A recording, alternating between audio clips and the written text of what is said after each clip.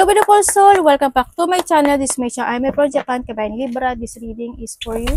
Tingnan natin. Kamusta, Libra? Maraming salamat muna sa mga subscriber, new subscriber, cross-watcher, at sa mga bagong pasok ko dyan. Welcome na welcome ko sa bahay ni Ate Aimee. Salamat din sa nakataba ng puso ninyong mga comments. At sa mga nagpa-personal reading, marami pong salamat. Kung gusto nyo na energy yun lang talaga, ang gusto nyo makuha natin, all the details para sa personal reading ay nasa ibaba ng video na ito. This is a general reading, kunin mo lang ang sayo at itapon ang hindi naman sayo. Maaaring vice versa, energy mo, energy ng person mo, energy ng malapit sa puso mo. Nangyari, nangyayari, or mangyayari pala. Use your own intuition, lawakan natin natin isipan. Energy reading tayo, ha? Ano man ang gender mo, ano man ang edad mo. If this is your energy, it's good. Huwag nyo ipilit kung hindi nyo ito energy. At syempre, kayo pa rin na makapagpapabago ng buhay nyo. Tatandaan nyo, kung sa iba is nangyari na ito, sa iba sa inyo is maaaring mangyayari ito sa mga susunod na araw o linggo. Okay? So nakikita ko sa iyo dito is merong conflict. Magkakaroon ng either gulo or pagtatalo sa isang tao na maaaring kasama mo sa trabaho or itong tao na ito is palagi mo nakakausap. Maaaring mas bata sa sayo or vice versa, ha. Yun na nakikita ko dito. Magkakaroon ng mga disagreement, battle, tension, arguments, ganyan. Maaaring may tao na magiging very defensive, magtataas ng ego. Pero nakikita ko sa'yo magiging patient ka. Yun na nakikita ko dito. Magiging patient ka lang. Kasi you try to make it balance yung bagay na yun. Parang siya lang yung gano'n ng situation. Magkakaroon ng mga lack of cooperation, lack of coordination. Maaari iba dito kasamahan mo ito sa trabaho or kapatid mo sa iba sa inyo. Meron tayong Aries, Leo, Sagittarius, anak, dami yo. Aquarius, Gemini, Libra. May taong sakim, makasarili. Taurus, Virgo, Capricorn. Yun na nakikita ko dito. May tao na nag-i-spy. No? Or may tao dito na baka ini-spy ka, diba? O nagtatanong-tanong, if you are a social media, maaaring tinitingnan niya yung ano mo, social media mo, Facebook, Reels, TikTok, o ano meron ka, Facebook, no? Or YouTube, ganyan. Or maaring if you have a connection with someone na LDR, maaring hindi kayo magkakaintindihan gaano, ganyan. Maaring mag-away kayo. Sa nakikita ko, ano yun? No, kaya yun, parang elip tong mga anak ko. Sa nakita ko sa'yo dito, there's a sadness situation, syempre. There's a sadness situation, ako na nakikita sa'yo. Si iba sa inyo, meron kayong financial problem. Meron kayong mga wino-worried o may mga inaalala kayo ng mga bagay-bagay sa buhay mo. Kasi andito ka sa sitwasyon mo na you enjoy your life, no? Hindi yung enjoyment of your life. Siguro is enjoy ka nakasama yung mga friend mo, ganyan, sa nakita ko dito. Or andito rin yung sitwasyon na maaaring magkakaroon ng mga pag-aaya o mag-chill-chill kayo ng mga kaibigan mo within the 3 days to 4, mga ganyan, sa nakita ko dito. Maaaring sasama ka or yung iba dito hindi sasama, yung iba dito sasama. No, o kaya maguguluhan ka. Sino ba ang sasamahan ko sa kanila? Yung mga ganoon. Maaaring yung boyfriend ko ba, yung girlfriend ko ba, o yung mga kaibigan ko. May mga ganong situation. There's an offering din, ako na nakikita sa'yo. May mga inaalala ka about the rejection. Ganyan. Maaaring if this is a love, siguro sa iba sa inyo is inaalala mo na baka dumating yung time na hindi kayo sa isa't isa. Ganyan. Sa iba dito, there's a 2 person. Ako na nakikita sa iyo. Ganyan. Yung isa, or sa karelasyon mo, kasi iba dito may third party eh. May third party. Sa iba dito, siguro yung isa is very attractive siya. Yung isa naman eh medyo may pagkamahigpit. Ganyan. Sa nakita ko dito. Magkakaroon mga rejection, dissatisfaction, o you feeling stuck in your situation. Yun ang nakikita ko. May tutulungan ka o may hihingi sa'yo ng tulong o may susuportahan ka or you giving an advice with someone. Yung mag-aaya sa'yo, siguro mag-chill. Lalabas kayo, ganyan. Diba dito, nagkakaroon kayo ng migraine or insomnia o kaya hindi yung pagising-gising kayo sa gabi, may mga inaalala kayo, stress, anxiety, depression. Or maari din naman na may mga naaalala kayo na pinagsisisihan nyo. Ganyan. Worrying something. May hardship ka. Iba sa inyo, maaring manakit yung ulo mo, paa mo. Ganyan. Kasi sabi ko, di ba may migraine? Ay, may lungkot. No? Sa nakikita ko dito. You're feeling alone sa nakikita ko dito. You're feeling alone. You're feeling lonely. Feeling sad. Ang nakikita ko dito is maaring universe, explain mo sa akin to. May tao na umalis? Or may tao na nagkaroon ng distance sa'yo? Ay, Two of Cups.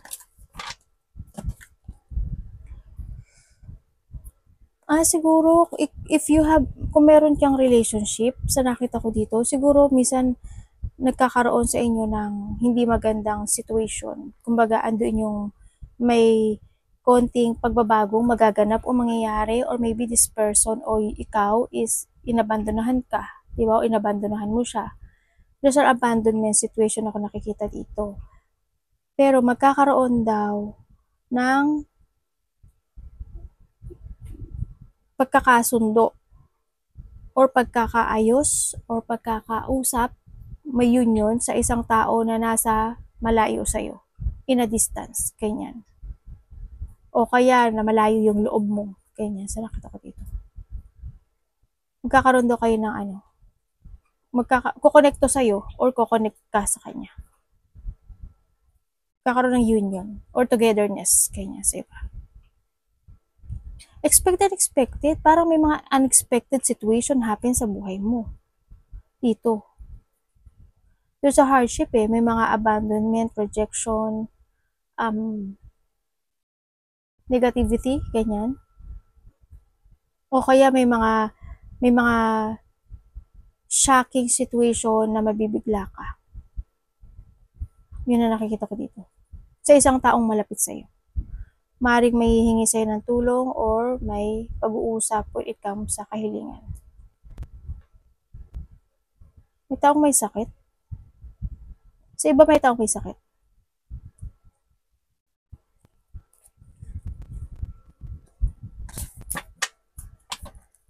Universe, nandiyan si Nine of Cups. May papasok na pera sa'yo. Or maybe you will receive some gift or ikaw ang magbibigay ng gift, o kaya naman is may tao na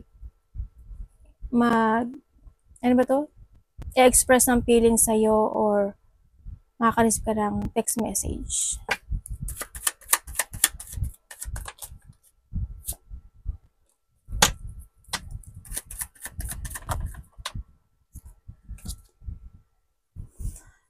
Ay, ba't ganun? Teka lang. Ang tangat ng card. Tingnan natin. Tapos na po to, Universe. May mga out of control ka na sitwasyon sa buhay mo. Maybe daw. Panalo. Maybe sa iba, tapos na. Sabi nga, maybe sa iba hindi.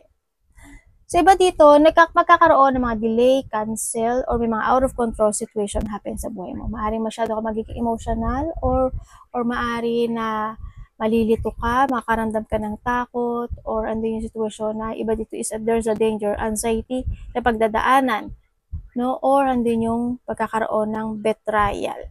Maaring may mga kaibigan ka o nakakasalamuha mo, either your relationship is binibetray ka niya. Kaya mag-ingat ka rin, you need to trust sa intuition mo, at huwag kang mag-aanong magtiwala. Yun, may mga bad timing situation or may stagnant ka raw.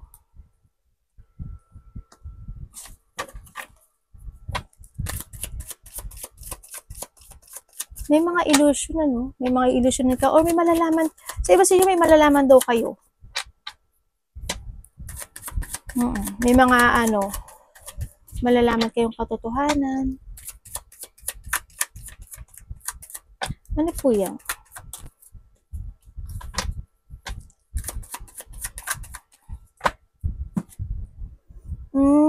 Okay. Attractive naman kayo sa nakita ko sa'yo dito. Basta yung attractive kayo, as in.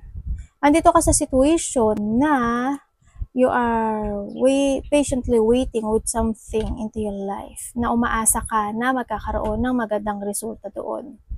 No? Handun ka situation. And also, nahandun din yung sacrificing mo sa isang bagay, sa isang situation, either to your relationship, either to your mga hinihintay na maaaring plano, mga ganyan, no? Sa iba sa inyo. Nagsasakripisyo ka. May mga sitwasyon din ako na nakikita na maaaring magkakaroon ka ng, or you need to analyze progress and magkaroon ka ng mga new strategy in life. So, nakita ko dito.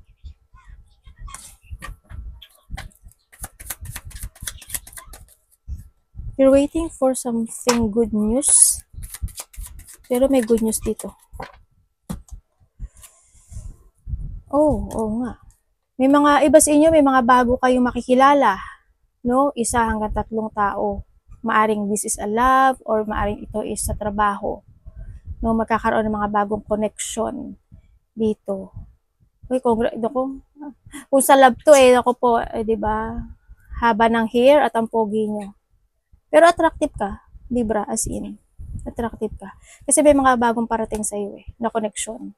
Magkakaroon ng may mga good news or fulfillment, happiness, or achievement. No? May mga confession, and also may mga tao na makikipag-dealing, partnership, or connect sa iyo. Maaaring may tao na mag-share siya ng goal sa iyo, or ikaw mag-share ka ng goal sa kanya. O kaya may tao ka natuturuan, or may tao magtuturo sa iyo. Ganun. Maraming tao ako nakikita. Hindi ko alam kung nasa ang place ka, nasa matao ka bang lugar.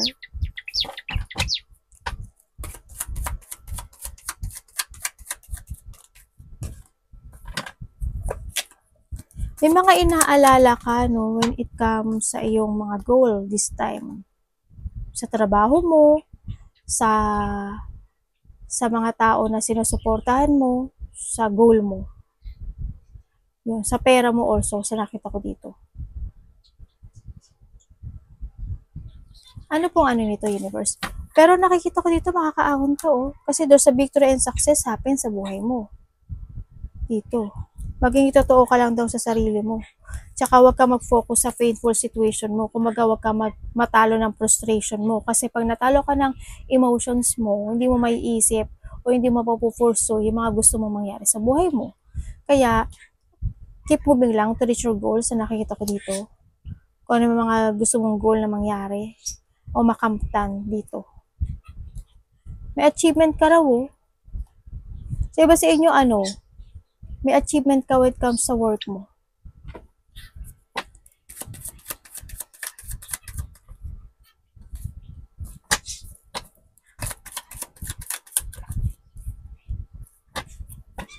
Hala, merong hindi ka nakikita o ayaw mo lang tingnan.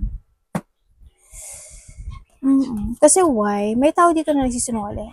May taong maring lovers mo or nakakausap mo to. Maring sa trabaho, ganyan. Mayroong hindi ka nakikita or maaring alam mo naman pero nagpapatay mali siya ka, no? Sa nakikita ko dito. Sa iba naman sa inyo is nalilito kayo sa inyong mga decision making. Ganyan. May mga indecision situation. Ako nakikita, may mga sitwasyon na nagkakaroon ka ng doubt o nagkakaroon ka ng doubt sa isang tao.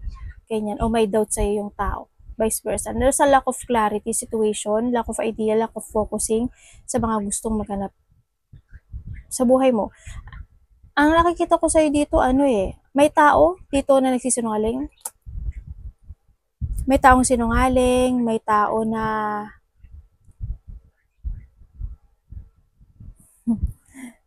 na aabusaduhin ka kasi mabait ka. Yeah, may taong pang-aabuso, may sinungaling, may taong abusuduhin ka, i-undervalue ka, or may taong ditong gagamitin ka o ginagamit ka lang. Trust ka sa intuition mo ha. Yun. And then also, mag-ingat kayo when it comes to scam. Iba dito, may nakita akong scam. Baka ma-scam kayo or someone ang nakikita ko dito or lalo pag sa relationship, di pa pag umano na kasi yung emotions mo, hindi mo na makikita yung totoong siya. Ganyan. Or something scam. May nakita rin ako dito na may mga utang na hindi nabayaran or may mga mangungutang na hindi magbabayad or hindi yung sitwasyon na may mga credit card or debit may mga unpaid na debit na hindi nabayaran or may mga utang, mga ganyan. No, sa nakita ko dito. May taong sakim makasarili. Ingat kayo ha, sana hindi nyo to energy as in. Sana hindi nyo energy. Kung ano man siyang element, sabi ko ha, Aquarius, Gemini, Libra, Taurus, Virgo, Capricorn. Well, kung ano man siyang element, kung ano man siyang zodiac sign dito, hindi kasi yun minsan nakakonect dito. Pero you need mong mag-trust sa intuition mo. Ha?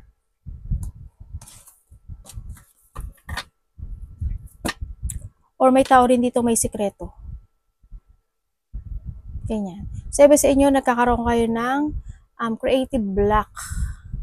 May negativity ka, oh. Kasi hindi ka makapag-desisyon sa buhay mo. Sa pera naman, palabas.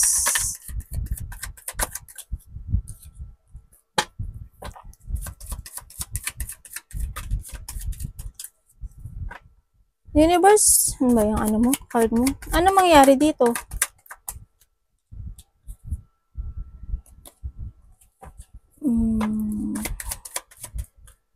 Ay, bakit itong gamit ko?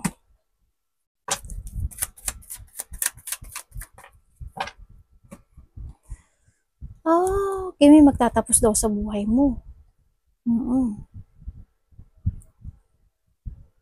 Meron ka daw i-withdraw? Or nandun yung sitwasyon na there's an ending situation happen into your life. Kumbaga nandito ka sa sitwasyon, may mga inaalala ka, stress, anxiety, depression, and now ang nakikita ko dito, kasi yung feeling loss, loneliness, ganyan, maaring i-withdraw mo na yon or maaring mag-i-end na yung situation na yon. There's an ending situation na pa-cycle, magkakaroon ng transformation sa'yo, sa nakikita ko dito. May mag-move on eh. There's a revert situation ako na nakikita sa'yo. Parang may mga gagawin ka rin na bagay, may mga i-evaluate ka kumbaga. May mga i-evaluate ka kung ano yung mga bagay na gusto mong opportunity, gusto mong love, ganyan. There's a rejection situation kasi. Or may mga bagay na gusto mong umpisahan, tapusin. Yan. May paglipat din ako na nakikita.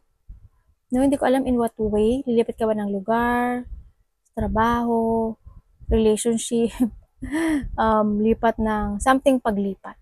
Ganyan. Pero may ending Sana hindi kayo lahat. Basta ending of something lost situation. Anak! Dami tayo. Dito.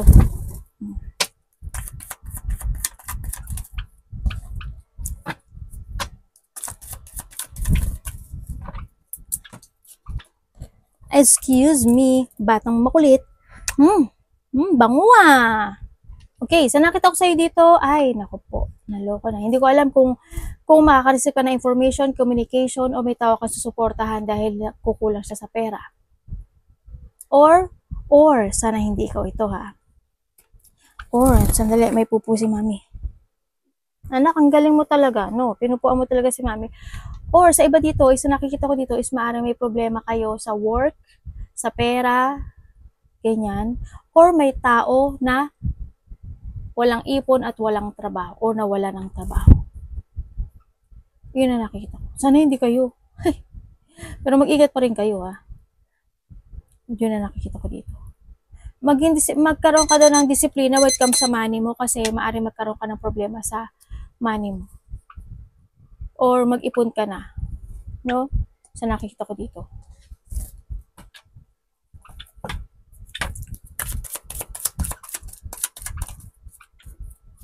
Diyan naman may devil ka, day. Aba, panalo. Someone is obsessed sa'yo. May tao dito na ang kailangan niya lang is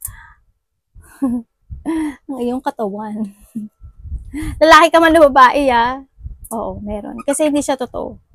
Kumbaga, it's more on obsession, attraction, temptation, sex, ganyan. May tao dito na, ay, naloko. May tao dito niloloko ka. May tao nagsisinungaling, kumbaga. Ganyan. May taong magaling magsalita at alam niya yung sasabihin niya. Alam niya paano ka maaakit sa kanya. Alam niya paano kanya mabobola. Alam niya paano ka kontrolin dito. May taong nagsisinungaling. May taong sneaky, ganyan. May taong nag-iisip sa'yo ng hindi maganda. Mag-trust ka sa intuition mo, ha? Kasi, ang dami na talagang tao ngayon na hindi maganda ang pag-iisip. No? Alam mo naman ang mundo ngayon. No? Sana hindi nyo energy. Kung ano yung mga negative, this is not a negative. Kung ano yung mga warning na binanggit dito, you need to be aware para hindi maganap o mangyari sa inyo. Arigatou namaste, God bless.